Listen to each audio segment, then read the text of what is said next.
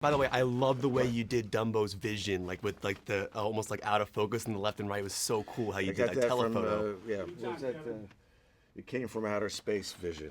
It's so cool. All right, so some of my favorite moments in this whole movie are watching people's faces when they first see Dumbo fly for the first time. I think your character says, I felt like a kid again. Yeah. And I was just curious, looking at some of your earlier films and sets you walked on, what was the effect or prop that you saw for the first time that made you feel like a kid again? Well, this movie, when I walked on the set of this movie, I was, I'd done tiny budget movies, and I've done big budget movies. This was really, how do I not overuse the word special? But this was a rush. This was really kind of mind blowing and fun. Just fun to be part of this kind of this. I always use the word canvas, but this. Now you're in this canvas, which was kind of mind blowing. And then I'll say this in front of them. One of the first shots, I think, can't remember. My memory's so bad, but with that big parade scene, which was. After edited, I think people aren't appreciative of how great the actual shooting of that scene was.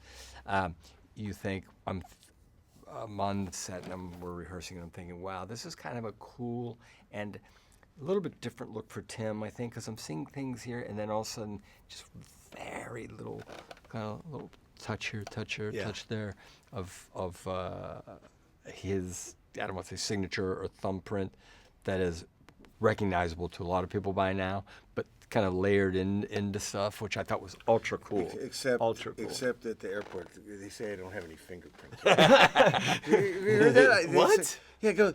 You need to do that thing. Yeah.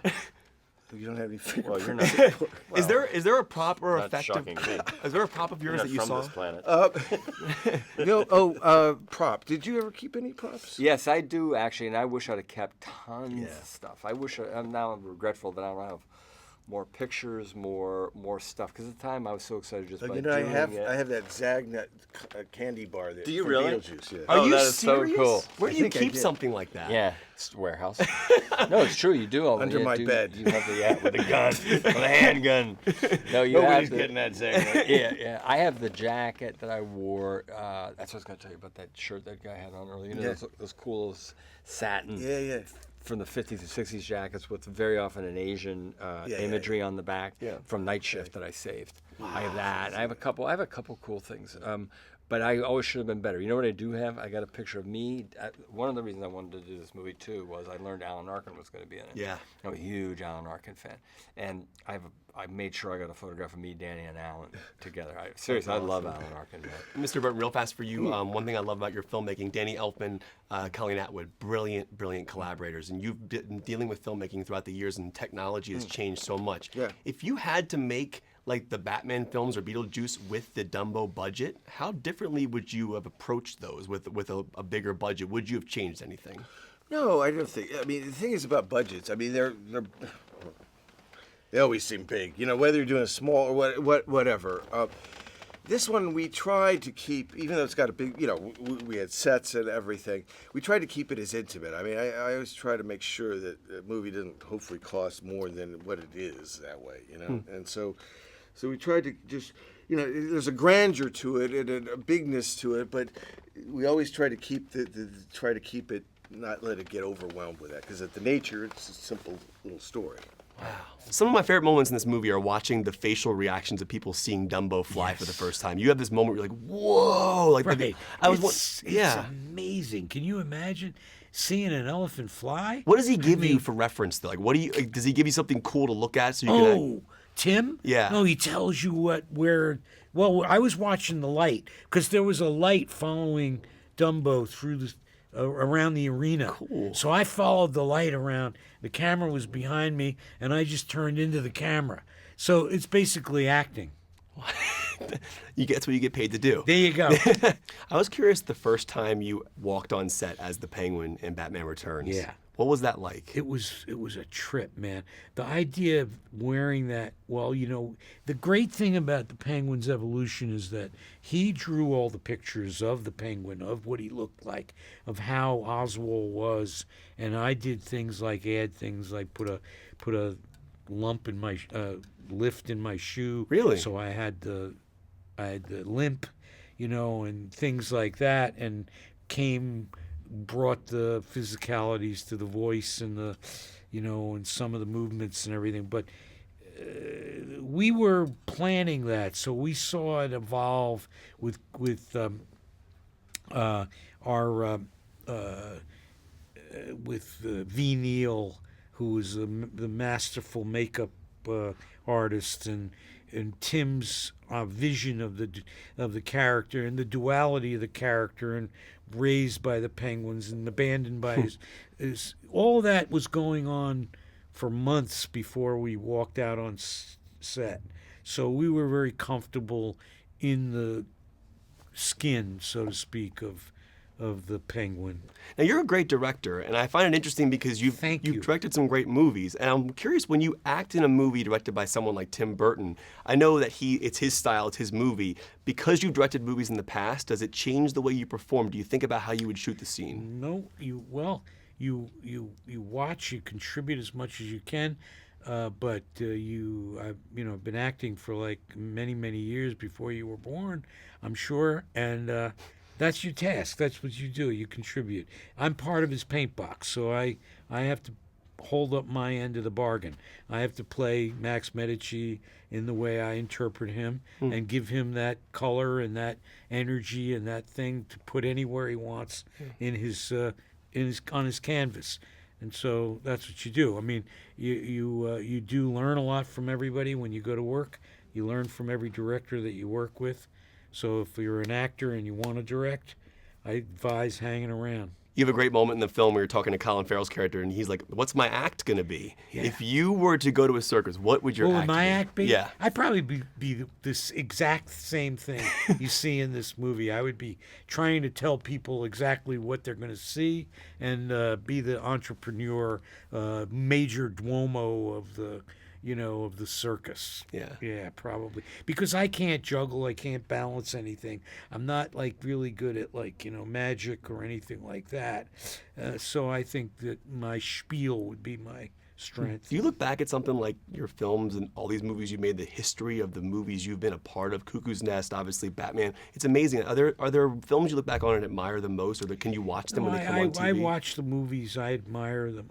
They're like your children, and you embrace them, and you find like as a director, you look at your movies, and I usually work with the same people, and my editor and Lindsay Klingman, will do it so many ways that by the time you've released a movie, you never ever have a feeling, I should have done that, but you always have a feeling you could do it better.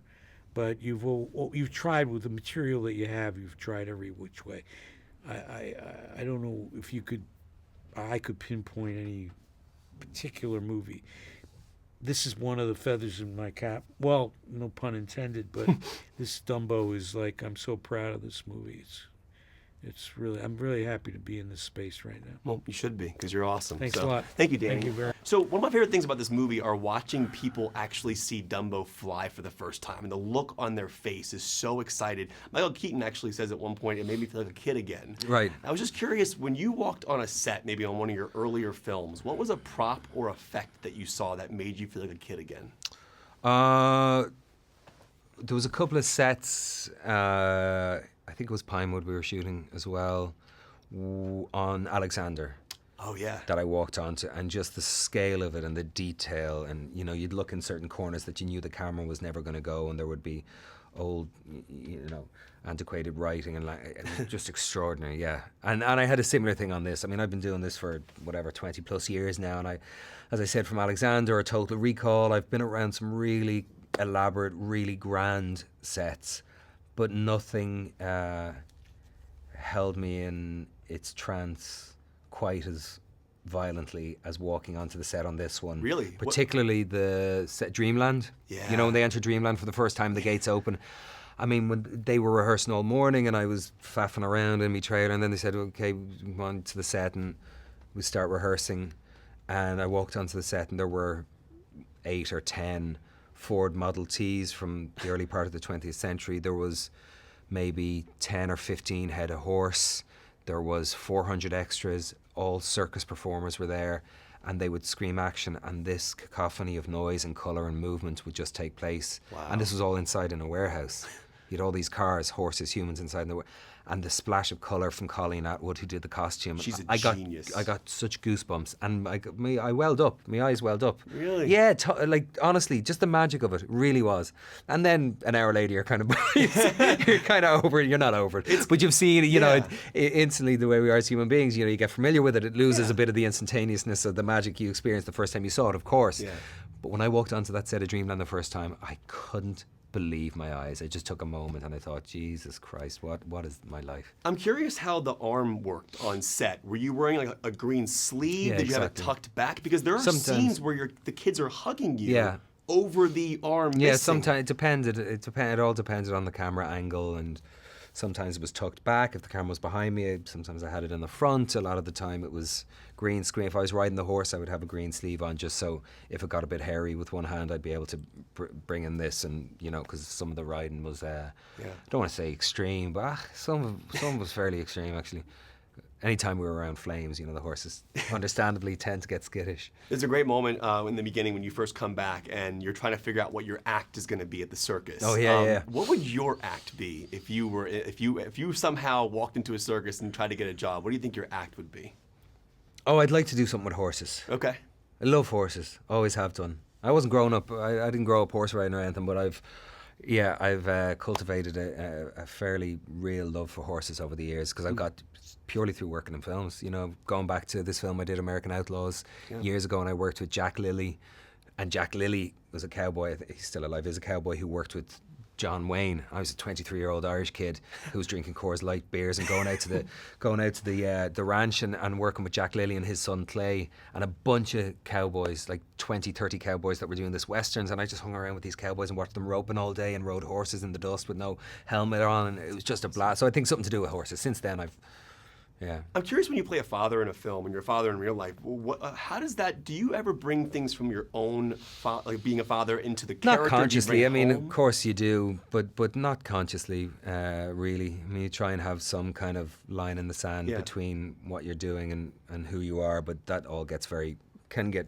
murky at times. And essentially, no matter how different a character is or their life is, the port you're always departing is the port of yourself. So there's always you in it. Even if it's a very different character, you journey towards that character from you. So it's your version of that character, your version being dictated by everything you've been through and everything in life. So I didn't draw any conscious parallels between myself and the character in relation to being a dad in this, but it certainly is the most profound, as it is for most parents, if not all, the most profound part of his journey as a man is his journey towards his children, because he's completely estranged from them at the beginning of the film. He's changed a lot. He's been through a lot in the First War. He comes home, he's obviously an amputee. His horses have been sold. His wife has died. Their mother has died while he was away. So it's, you know, if this film was a $5 million budget film, you'd be dealing with the exact same themes in a much heavier way. But I suppose I was trying to honour the theme and the colour and the lightness of this film, but also pay homage to the depth of what the character's been through, but not hit it over the head, you know. You definitely feel it. Sweet, thank you. For sure. Yeah, well, awesome talking Thanks, to you. man, you Thank you too. so much. Great talking to you. Thanks. I think Colleen Atwood is a genius. I think she's amazing. I was just curious what your process is with her in regards to, do you know what your costumes are going to look like as you're reading the script? Do you meet with her? Do you have any input in your ideas on what it's going to look like? I mean, Colleen Atwood is such a genius. She's got ideas, but what's wonderful is at her level, she's very open as well. She wants you to feel comfortable. And costumes, as we know, for actors, is such an important armor and helps you to build the character.